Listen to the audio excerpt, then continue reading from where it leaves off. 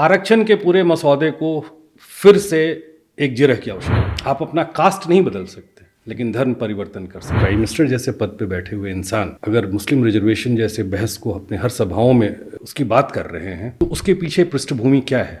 ये बहुत बड़ा पेंडोरा बॉक्स खुल जाएगा। इस मुल्क में धर्म जो है एक ऐसा इंटरचेंजेबल सब्जेक्ट है कि धर्म के अंदर धर्म है। पक्ष के कुछ लोगों से आया है, हमारे बिहार के एक सीएम है, वो बैठे बैठे कुछ कह दिए। उन्होंने ये प्रपोज किया कि आरक्षण की सीमा जो हो 10 साल तक के लिए रखी जाए। कायदे से तो उस तबके से बाहर निकल के आना चाहिए। कुछ लोगों को, प्रबुद्ध लोगों को कहना चाहिए कि नहीं चाहिए हमें।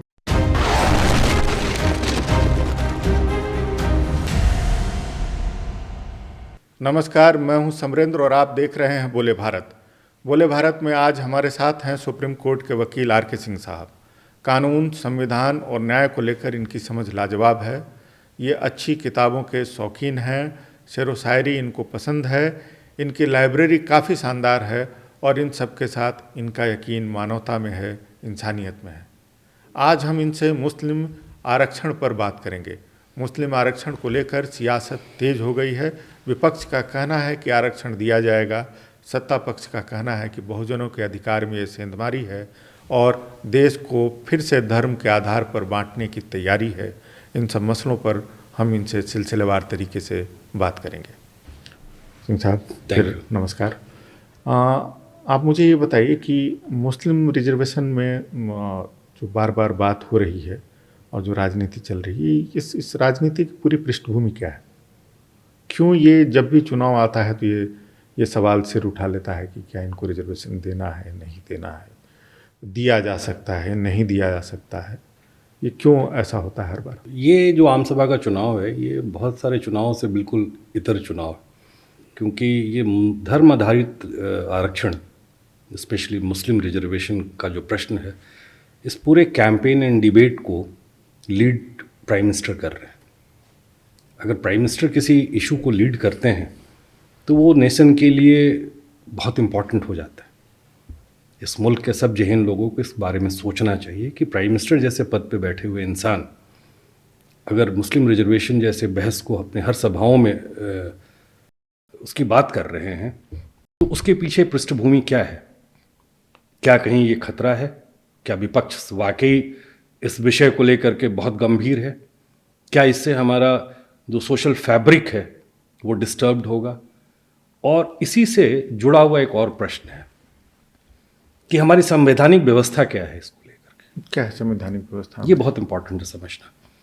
देखिए, मुस्लिम रिजर्वेशन या धर्म आधारित रिजर्वेशन ऐसा नहीं था कि इस मुल्क में कोई नई विषय है। इस विषय पे बहुत गंभीर चर्चा हुई। अगर आपको याद होगा समरेंद्र जी, तो एक सेपरेट इलेक्टोरेट का मसला 1930 में आया था और वो सेपरेट इलेक्टोरेट में को डिनाई करने में या उसको डाइसेक्ट करने में 2-3 फ्रीडम फाइटर्स ने बहुत इंपॉर्टेंट रोल प्ले किया था, जिसमें सेकंड राउंड टेबल कॉन्फ्रेंस और फर्स्ट राउंड टेबल कॉन्फ्रेंस में अंबेडकर साहब का रोल इस इशू को लेकर के बहुत इंपॉर्टेंट हो गया था। पूना पैक्ट हुआ था। और इस पैक्ट के पीछे की कहानी मिंटो मॉर्ले रिफॉर्म्स पे है। वहीं से ही आया था। जब ये मुल्क आज़ाद हुआ तो ये प्रश्न था, लेजिस्लेटिव बॉडीज़ में मुसलमानों को रिजर्वेशन था। मुसलमानों को तो सेपरेट इलेक्टोरल था। बिल्कुल। रिजर्वेशन दलितों और बिल्कुल उनकी बात थी। तो 1947 में ये मुल्क आज़ाद हुआ, तो जब हमारे संविधान बनाने के लिए कॉन्स्टिट्यूएंट असेंबली बना तो ये प्रश्न आया। 25 में 1949 को एक बहुत लंबी बहस हुई, इतनी लंबी बहस हुई जो आरक्षण पे ही बहस थी, जिसमें पंजाब से एक मेंबर थे ठाकुर दास भार्गव। उन्होंने ये प्रपोज किया कि आरक्षण की सीमा जो हो 10 साल तक के लिए रखी जाए।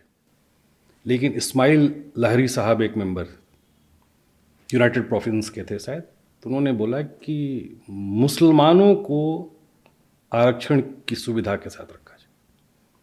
सरदार पटेल ने एक रेजोल्यूशन पेश किया था सभा के सामने, और इस पे बहुत लंबी बहस हुई। और उस बहस के कोर में ये था कि अगर हम धर्म आधारित आरक्षण की बात करेंगे तो हमारा सोशल फैब्रिक जो है डिस्टर्ब्ड होगा। हाँ, और दूसरा कि एक हिस्सा मिल चुका है ना, रिलीजियस बंटवारा हुआ ना।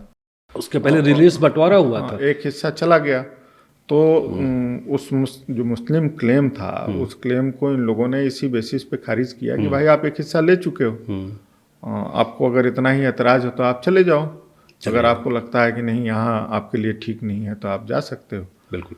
और यहाँ पर सेपरेट जैसी कोई चीज़ नहीं होगी। और ये जो सोशल जस्टिस पैरामीटर पर रिजर्वेशन की बात थी, वो सोशल जस्टिस पैरामीटर पर रिजर्वेशन दिया गया। बिल्कुल राइट, एग्जैक्टली यही पोजीशन। लेकिन इसके तह में एक ये बड़ा थीम था कि कास्ट जो है वो एक रियलिटी है। हाँ, रियलिटी है ना। और रिलीजन जो है इंटरचेंजेबल है। आप अपना कास्ट नहीं बदल सकते लेकिन धर्म परिवर्तन कर सकते हैं। इसी को सतह पे रख करके पूरी डिबेट हुई थी। एक और चीज़ थी जी। कास्ट जो रियलिटी है वो हिंदू सिस्टम की रियलिटी है। हिंदू और जो हिंदू का जो ब्रदर सिस्टर जो डिविजन्स हैं उनकी रियलिटी है। तो और कास्ट बेस्ड सप्रेशन जो है वो इसका एक हिस्टोरिकल पर्सपेक्टिव है और एक हिस्ट्री है अपनी जो हिंदू से जुड़ी हुई कि दलित मंदिर नहीं जा सकता, उसकी एट्रोसिटीज़ होती, उनको ऊपर यातना दी जाती है और ऊपर से नीचे आता है, मतलब नीचे से ऊपर का प्रोविज़न नहीं है। जो पूरा जो इंडियन उसमें ब्राह्मण से शुरू होता है नीचे तक आता है कि ब्राह्मण मर्द को सब अधिकार है, वो नीचे की सभी औरतों को अपना समझ सकता है। नीचे को ऊपर अधिकार नहीं है, वो जाएगा तो मारा जाएगा, समाज से बहिष्कृत होगा, रिलीजन से बाहर जाएगा। अनटचेबल्स क्रिएट हुआ इसी में, फिफ्थ सेक्ट की बात, जो फिफ्थ वर्ण की जो पंचम वर्ण की बात होती, तो ये तो रियलिटी थी।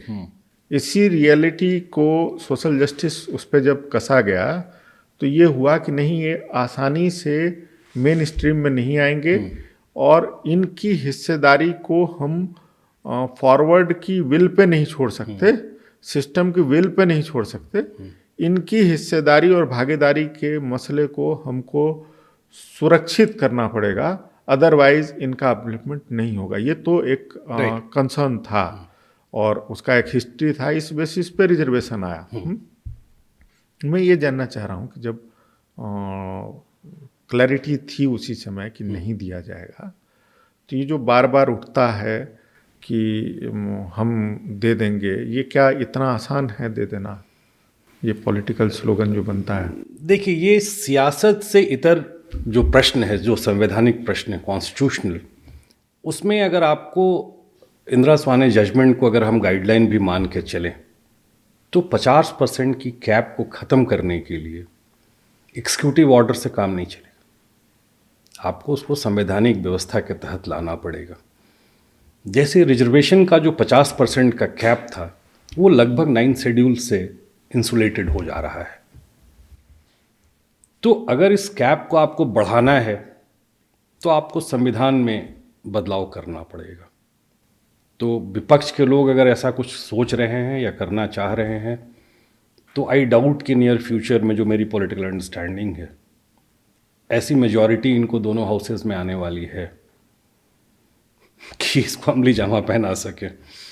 सियासी बात है, जो कहना है कह ले, वो तो फ्री हैं कहने के लिए। Everybody is entitled to campaign for his seats. मतलब जो 50% का जो कैप लगा हुआ है, अगर आप मान लीजिए कि मुसलमानों को आप रिजर्वेशन देते हैं तो एक जो चीज़ होगी कि कैप आपको इंक्रीज करना पड़ेगा, अदरवाइज वो SC ST और OBC का राइट कम हो आप जाएगा, इन्फ्रिंज करेंगे, उनकी हिस्सेदारी में आप डकैती करेंगे, तो आपको कैप बढ़ाना पड़ेगा। उसके लिए आपको संवैधानिक संशोधन करना पड़ेगा। उसके लिए आपके पास राइट है कि नहीं, उतने मेंबर्स होते हैं नीचे और ऊपर दोनों। ये तो सबसे इम्पोर्टेंट चीज़ है, यही तो सबसे इम्पोर्टेंट चीज़ है।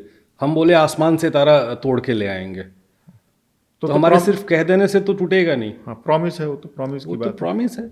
और मुझे ये नहीं समझ में आ रहा है, मैं दोनों पक्षों की बात कर रहा हूँ समिंदर जी, वो कौन लोग हैं जो कह रहे हैं कि रिजर्वेशन छीन लिया जाएगा, और वो कौन लोग हैं जो कहते हैं कि नहीं, हम आपको रिजर्वेशन दे देंगे। इन दोनों के बीच में मैं उन आदमियों को खोज रहा हूँ जो इन दोनों के बातों पे विश्वास कर रहे हैं। है एक सेक्शन है जिसको लग रहा है कि छीन लेगा, छीन लेगा। एक सेक्शन को ये लग रहा है कि नहीं देगा रिजर्वेशन हमको, दोनों ये चीज। बड़ा विचित्र सा प्रश्न है इस मुल्क में। आज के डेट में हम इस बात को बहस कर रहे हैं। अब इसमें एक और प्रश्न आप देखिएगा, सरकारी नौकरियां जो हैं वो घट रही हैं क्योंकि सरकारें जो हैं प्राइवेटाइजेशन की तरफ जा रही हैं। नहीं, इस पे बहुत बढ़िया टेक है आर के सिंह साहब। वो टेक ये है कि मसला ये नहीं है कि 100 सीट है या 1000 सीट। राइट। मसला ये है कि अगर सिर्फ 100 ही सीट है तो उसमें जो वाजिब हिस्सेदारी है वो है कि नहीं है।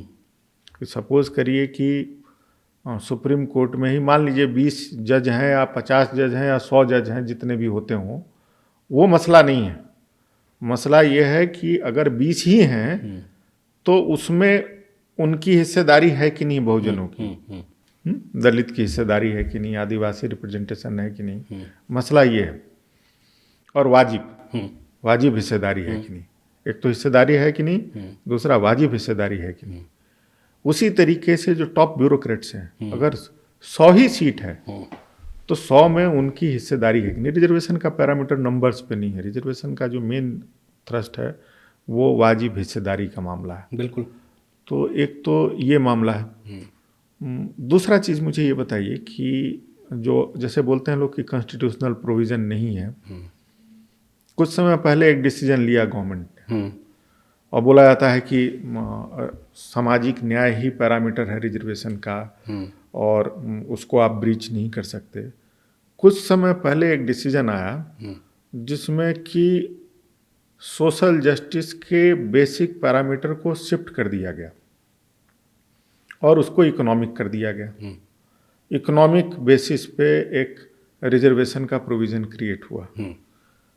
तो संविधान का जो मेन थ्रस्ट था 49-50 जो सब जो डिबेट चला, संविधान बना, डिबेट चला, वो तो वहीं शिफ्ट हो गया। राइट। सोशल जस्टिस तो पीछे चला गया, अब तो इकोनॉमिक आ गया ना। और ये भी तो एक तरीके से ब्रीच ही हुआ ना। तो ये ब्रीच कैसे अलाउ हो गया? नहीं, वो अलाउ तो खैर नहीं हो पाया, लेकिन इसको दो पार्ट में अगर हम लोग समझे तो ज़्यादा बेहतर रहेगा। रिजर्वेशन का जो ओरिजिनल प्लान था और रिजर्वेशन एज ऑफ नाउ, ये सच है कि इन दोनों के कैरेक्टर में बदलाव आया है with the changing ecosystem of society, as well as समाज के जो इकोनॉमिक एक्टिविटीज़ हैं समाज में, उसमें भी पैराडाइम शिफ्ट आया है। हम आपको थोड़ा सा पीछा लेके चलते हैं 70 के दशक में। ये पहला जो एक कमीशन आया था, मुंगेरी लाल कमीशन, उसने पहली बात इस बात के लिए एम्फेसाइज किया था कि इकोनॉमिक एक्टिविटीज़ या इकोनॉमिक कंडीशन को अक्रॉस द क्लास, फॉरवर्ड हो, बैकवर्ड हो, दलित हो, कोई भी हो, इकोनॉमिक क्राइटेरिया को भी इंक्लूड किया जाए। मीनिंग देयर बाई कि आप समाज के सब तबके के लोगों के आर्थिक आधार को भी एक पैमाना बनाया जाए। लेकिन 79 में जो मंडल कमीशन आया, 80 में उसका रिपोर्ट आया, उसमें तथाकथित ये गौन था, एम्फेसाइज बहुत ज़्यादा नहीं था, क्योंकि 1931 के सेंसस को उन्होंने आधार बना करके जातियों को 4000-5000 जातियों को जोड़ दिया। वीपी सिंह ने उसको इम्प्लीमेंट कर दिया और उसमें मुस्लिम भी जातियाँ हैं कुछ। बिल्कुल स्टेट गवर्नमेंट्स ने किए हैं, तमिलनाडु किया है, कर्नाटका किया है, वेस्ट बंगाल का तो केस आपको पता ही है परसों क्या हुआ। पर रिलीजन पे सेपरेट कैटेगराइजेशन नहीं है। That's what I am telling you. Supreme court ने इंदिरा स्वामी जजमेंट में एक पीछे के दरवाजे से इकोनॉमिक क्राइटेरिया क्रीमी लेयर के नाम पे जोड़ा। उसके लेजिस्लेटिव इंटेंट को आप समझिए। कभी कभी जुडिशियल ऑर्डर के लेजिस्लेटिव सोशल इंटेंट भी होते हैं और लेजिस्लेटिव इंटेंट भी होते हैं। हमेशा किसी एक्ट के लेजिस्लेटिव इंटेंट नहीं होते हैं, जुडिशियल ऑर्डर्स के भी होते हैं। उसमें ये था कि इकॉनमी है एक्सपैंड कर रही है, नए वर्ग क्रिएट हो रहे हैं, पुराने वर्ग टूट रहे हैं। ये जाति आधारित जनगणना, ये जाति आधारित जो रिजर्वेशन है, उसमें आप ऐसे वर्ग भी बहुत देखेंगे जो इकोनॉमिकली बहुत पावरफुल हैं। हम अपने ही स्टेट में बिहार और यूपी की जब बात करें तो हमें बताने की आवश्यकता नहीं है। इकोनॉमिकली और पॉलिटिकली दोनों पावरफुल हैं। बहुत पावर है। By share number, by share wealth, their participation in wealth creation, property holding. अब खेत कितने एकड़ हैं उससे ये तय नहीं होगा कि आपका इकोनॉमिक हेल्थ क्या है। इसीलिए सोशल जोड़ा गया ना सर। राइट। इसीलिए जो पैरामीटर पहले बना वो सोशल बना कि आर्थिक आधार पे कोई संपन्न है, इससे वो उसको जो कास्ट बेस और रिलीजन बेस जो प्रिविलेज हैं वो नहीं मिल जाते। तो वो जैसे हम ही लोग हैं, वो गांव जाते हैं तो हमसे जो छोटा ब्राह्मण भी निकलता है तो मैं देखता हूँ कि मेरे घर के बड़े बुजुर्ग पाँव लागू पंडित जी बोलते हैं, और वो बड़े सम्मान से बोलता है खुश रहो। तो ये जो पावर है, ये कि एक आपके सामने आप 10 साल 12 साल के आप बच्चे हैं तो भी आपके सामने 80 साल का एक बुजुर्ग जो है वो आपका पाँव लागेगा, पैर छुएगा। ये पावर ऊपर से नीचे जा रही है। तो जो नीचे इकोनॉमिकली फ्री भी है उसको ये पावर नहीं है, और वो चाहेगा तो वो जिस दिन चाहेगा वो उसको जाके गरिया देता था। हाँ, तो इस चीज को भी चेंज करने के लिए सोशल जोड़ा गया ना, अब उसको शिफ्ट किया गया, इकोनॉमिक क्राइटेरिया की तरफ जा रहे हैं। हाँ, मतलब अब उस तरफ जा रहे हैं। मतलब कि जो रिजर्वेशन की, और ये शिफ्ट इस गवर्नमेंट ने किया है। बिल्कुल। इस गवर्नमेंट ने इसको चेंज किया है। तो जब आप नए सिरे से घर बना रहे हैं, जब ये तय हो गया कि एक घर नया बना रहे हैं, और इसको इम्प्लीमेंट भी कर दिया है, बहुत जगह पर ये लागू भी कर दिया है आर्थिक आधार वाले को। बिल्कुल। और तो जब नए सिरे से घर बना रहे हैं तो क्या ये पॉसिबल है कि अगला कह रहा है कि एक खोली यार हमको भी दे दो इसमें? ये बिल्कुल पॉसिबल है, मैं बार बार यही बात कह रहा हूँ। आप ओरिजिनल स्कीम ऑफ रिजर्वेशन को देखेंगे तो 10 साल के लिए था, ये सबको पता है।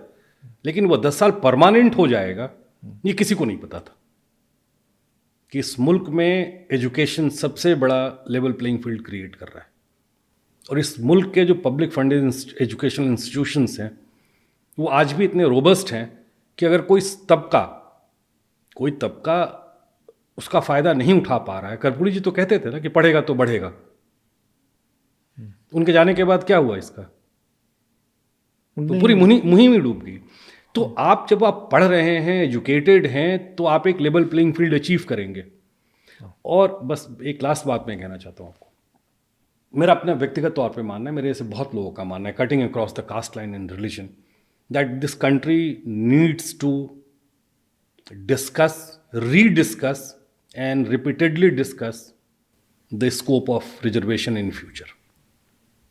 इससे क्या मतलब है? इससे रिजर्वेशन जैसे चल रहा है वैसे ही चलेगा, नए तबकों को जोड़ा जाएगा, इसको टाइम बाउंड किया जाएगा। क्योंकि ये जो स्टेटस है उसमें हो क्या रहा है, मैं बिहार में देखता हूँ 500 सरकारी पद या 20 सरकारी पद के लिए 5 लाख आदमी भर रहा है। वो अपनी पूरी जवानी बिता दे रहा है। और प्राइवेट सेक्टर में आप कैसे रिजर्वेशन लेके आएंगे? वो मानेंगे?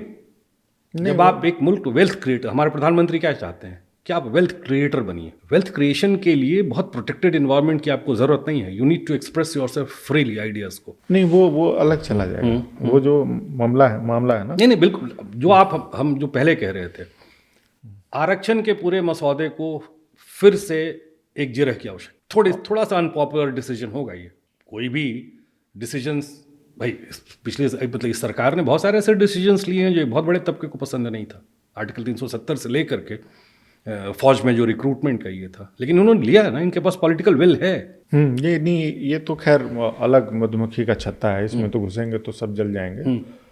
मतलब वो विल, मतलब 100 ही में बांटना है ना। अब 100 में 50 बांट रहे हैं आप।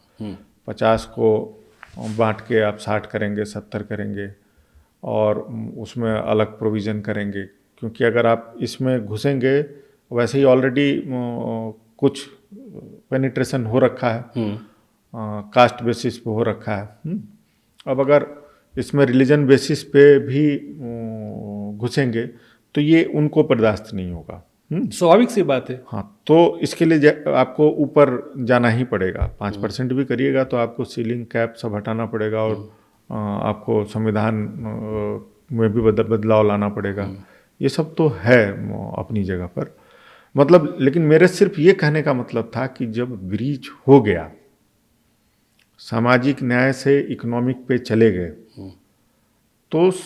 तो धार्मिक एंगल भी इसमें जोड़ा जा सकता है। ये बहुत बड़ा पेंडोरा बॉक्स खुल जाएगा। इस मुल्क में धर्म जो है एक ऐसा इंटरचेंजेबल सब्जेक्ट है कि धर्म के अंदर धर्म है। सब रिलीजन्स कितने हैं, आप अपने हिंदुइज्म में ही देख लीजिए, सेक्ट्स बहुत हैं, सेक्ट्स बहुत हैं, रिलीजन में सेक्ट्स बहुत हैं। आप समझ रहे हैं, ये एक सिविल क्योस पे चला जाएगा। ये तो आइडियली प्रधानमंत्री जब कह रहे हैं कि इस विषय को एंटरटेन ही नहीं किया जा सकता है, तो कायदे से इस विषय की बहस होनी ही नहीं चाहिए थी। I really do not know, विपक्ष के कुछ लोगों से आया है, हमारे बिहार के एक सीएम है, वो बैठे बैठे कुछ कह दिए कि हम दे देंगे। अरे क्यों दे देंगे? संविधान सभा में जब इस विषय पे बहस चल रही थी तो मैं मतलब मेंबर का नाम भूल रहा हूँ, उस तरफ ले दो जा रहे तीन हैं मुस्लिम जो मेंबर्स थे उन्होंने बोला था कि मुझे नहीं चाहिए। कि क्या इससे नेशनल फैब्रिक पे भी बहुत बड़ा, ये बहुत बड़ा। और उस संविधान सभा में सिर्फ मुसलमानों पे बात नहीं होती, शिरोमणि अकाली दल के लोगों ने भी ये बात कहा था सेक्स रिजर्वेशन के। वहाँ भी वहाँ के जो मेंबर्स थे उन्होंने बोला कि नहीं, मुझे नहीं चाहिए। So that was the sacrifice our forefathers did. अब आप उस पूरे सैक्रिफाइस को खत्म कर रहे हैं इस टाइप की बातें करके, for the political gain. Share politics है, व्हाट इज इट? सिर्फ पॉलिटिक्स है। कायदे से तो उस तबके से बाहर निकल के आना चाहिए, कुछ लोगों को, प्रबुद्ध लोगों को कहना चाहिए कि नहीं चाहिए हमें। हम लोग इस बहस को यहीं रोकते हैं, अब आगे देखते हैं कि किस तरीके से ये थैंक यू वेरी इवॉल्व होता है। मच। ठीक है, आप आए, आपने हमें समय दिया, इसके लिए बहुत बहुत धन्यवाद।